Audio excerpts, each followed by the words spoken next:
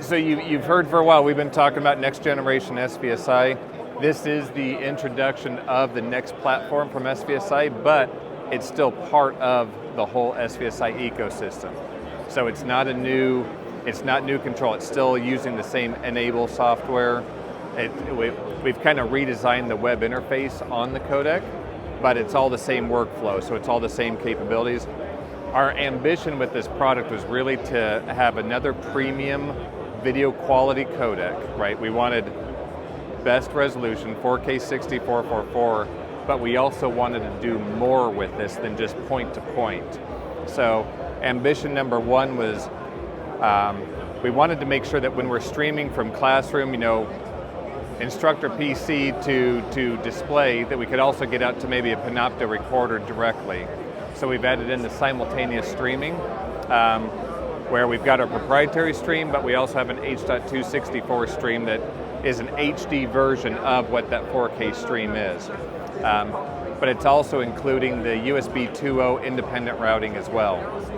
So we've got on the box encoder, we've got the proprietary, the H.264, the USB 2.0, and the USB 2.0 is a full bandwidth, 480 megabit bandwidth USB 2.0. So whatever your conferencing peripheral is, you can put it in. We're demonstrating the product with a Jabra camera USB plugged into the decoder. Decoder's taking that back to the PC through the encoder. The whole thing we wanted to emphasize here was just the video quality. The original ambition of the project was we were focused on the flexibility of streams, and the result of all the guys' hard work, it ended up being, I would put it up against my N2600, put it up against the N series from the other guys. It looks amazing. It really came out nice. The guys have done a great job. So the way we're releasing it is there's basically two different series within this series of encoders and decoders. There's the wall plate that is just the proprietary stream, wall plate encoder and wall plate decoder. So, and just real nice clean installation behind the display. And then that's going to be shipping in March. Coming right after that will be the box encoder and decoder and a blade encoder that works inside the SVSI card cages. Okay. In the box encoder and decoder, that's where you get the dual streaming. So the wall plates are just the proprietary stream. The box is a little bit more horsepower on them. We can get all the extra streaming out of it as well.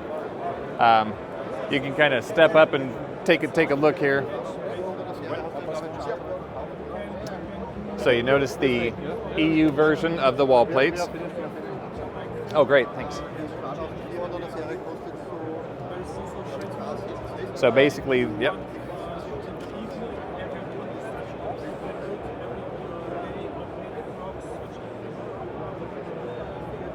So this is basically the decoder, right?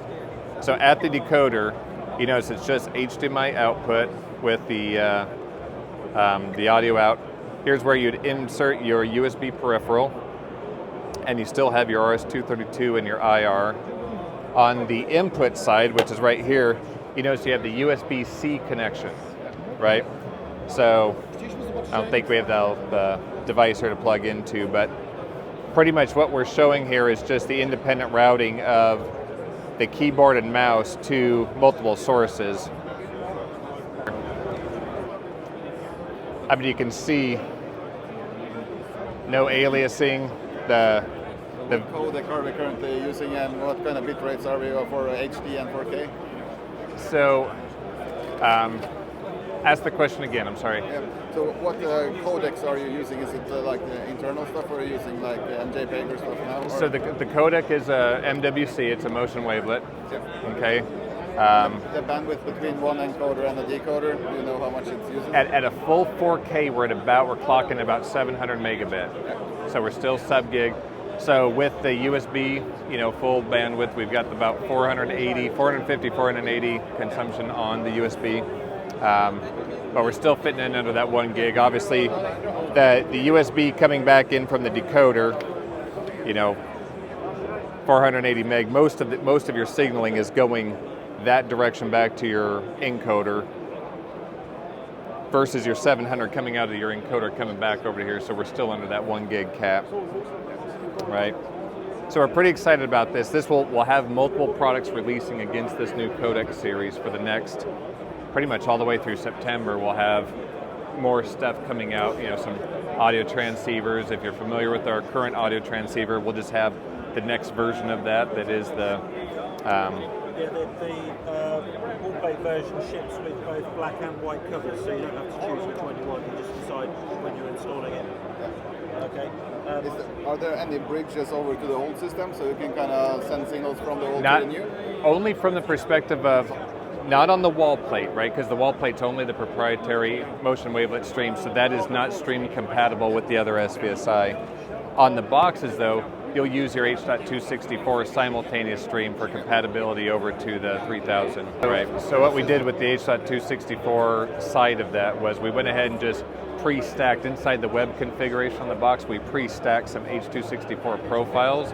So we've already preloaded the Panopto profile. We've done a YouTube, Wowza, Facebook Live, and we've done the Legacy N3000 profile as well. So configuration, go say that you're going to do a Panopto, and then boom, that 264 is optimized for it, point it to it. So the other thing with these guys also is we've also rebuilt up the basically the OS to be ready for the toughest DoD JITC compliance. So from an enterprise security perspective, not that that's necessarily the most important for your environment, but understand that it was built for the most rigorous enterprise security, government level, DoD level security. More competitively priced. You're taking the DGA off the back as well now. So yeah, and that's really the other point. Matt brought up the good point. Price point wise, it's I would say you could expect a price positioning between the N2300 and the N2400, closer to the N2300 spectrum. So it's really a cost-effective codec. It's premium video quality at a much more attractive price point.